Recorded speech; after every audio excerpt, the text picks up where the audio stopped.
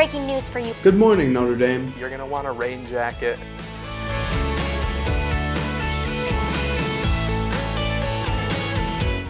Notre Dame men's basketball coming out of the East region. And can you get me a gym time? Not only that, it was a shutout, of course.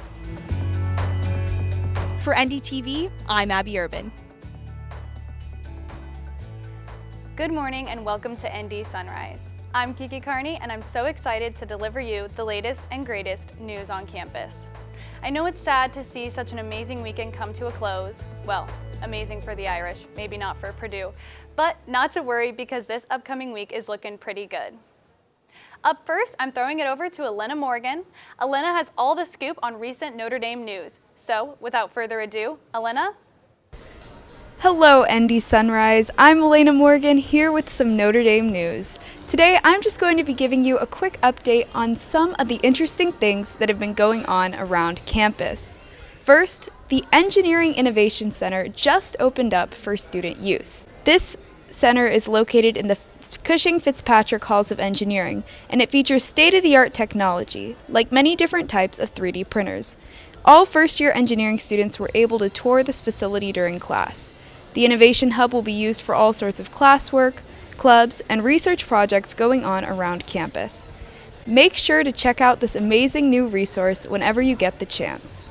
Now, with the excitement of upcoming game days, we've all started proudly wearing our Fighting Irish merch. But did you know that our leprechaun was recently the center of some controversy?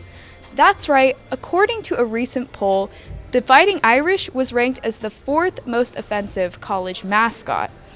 In a response to these results, representatives from our school told the Indianapolis Star that, quote, "Our symbols stand as celebratory representations of a genuine Irish heritage at Notre Dame, a heritage that we regard with respect, loyalty, and affection," end quote. It also turns out that the Fighting Irish was originally used as an insult by other schools to mock our teams, but we repurposed the phrase, and now the leprechaun has led us to many, many victories. Next up, Notre Dame has released its forum topic for 2021 to 2022, called Caring for Our Common Home, Just Transition to a More Sustainable Future. Each year, the school announces a different topic that it's going to focus on. Previous year's topics have been the 2020 election, the abuse in the Catholic Church, and the importance of art and Catholicism. This year, the focus is on climate change. As part of this goal, Notre Dame announced that it will aim to achieve carbon neutrality by 2050. You can find more information about the forum and other events going on this year at forum2021.nd.edu. Finally, U.S. News just released their updated rankings for the top universities in the country. U.S. News ranks schools based on factors like their graduation rate, retention rate, academic reputation, and more. Princeton University retained its #1 spot, with schools like MIT, Columbia, and Harvard falling close behind. But Notre Dame scored very high too. We were ranked number 19th in the country. We should be proud of this ranking, even though in our hearts we know we are truly #1. That's all for today. Now back to you. Thanks, Elena. We really appreciate your reporting. Now over to Sam Coffman for the weather. Good morning, Irish. What an awesome win we had over the weekend, and what awesome weather. Unfortunately for us, it's not looking quite as good in the next few days as it was over the weekend. Make sure you have those umbrellas today and tomorrow as this low pressure system is moving into our area. We've got rain moving into Notre Dame today, and we have a chance of some pop-up showers tomorrow. Those temperatures are cooling out though. I think we've seen the last days of those hot temps in the 80s, and for the rest of the week we'll move into those more comfortable mid-70s temps. But keep an eye out after dinner time. It is going to get chilly when the sun goes down. We're going to see 60s, even 50s temps in the evening this week, so be sure to check the temperatures if you're headed out to study after dinner, as it will definitely be feeling like fall once that sun goes down this week. Looking ahead to the weekend, if you were lucky enough to get Shamrock Series tickets for this weekend, it will be slightly cooler in Chicago than it will be here in South Bend. I'd go ahead and bring that jacket with you to the game. You'll be feeling the wind off Lake Michigan in the stadium.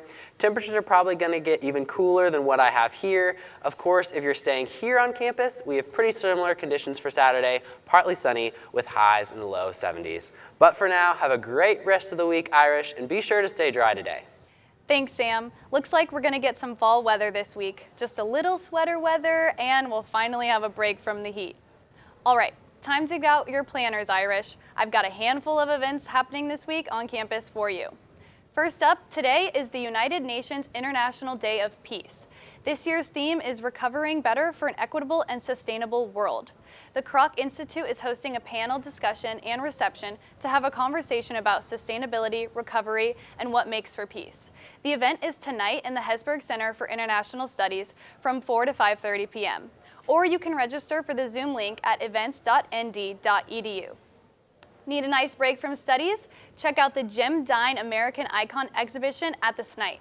Dine is among the most distinguished figures in contemporary art, and he has been for the forefront of American avant-garde since the pop art movement of the 1950s and 60s. I've taken a walk through this exhibit, and I must say it is unique, inspiring, vibrant, and beautiful.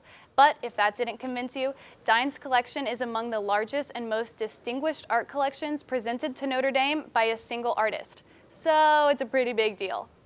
The exhibition is on view now through December 11th. Check online for the SNITE's visiting hours. Duncan Hall is hosting the 3rd annual Notre Dame 110 tonight from 5 to 9 p.m. in the Notre Dame Stadium. The event is a stair climb that memorializes, honors, and supports our nation's and community's first responders. All participants will replicate the climb faced by the first responders on September 11, 2001 by climbing 110 flights of stairs. Tickets are $15 and t-shirts are $15 if interested. All of the proceeds go to Heart 9/11. You can find the registration link on the Week at ND Digest email. Lastly, this week is Study Abroad Week. Visit the Study Abroad website to visit the schedule and apply for programs for the summer of 2022 and the 2022 to 2023 academic year. Well, Irish, that's all we have for you this week. Remember, our morning shows air on Tuesdays and Thursday mornings in Duncan Student Center from 9 to 11 a.m.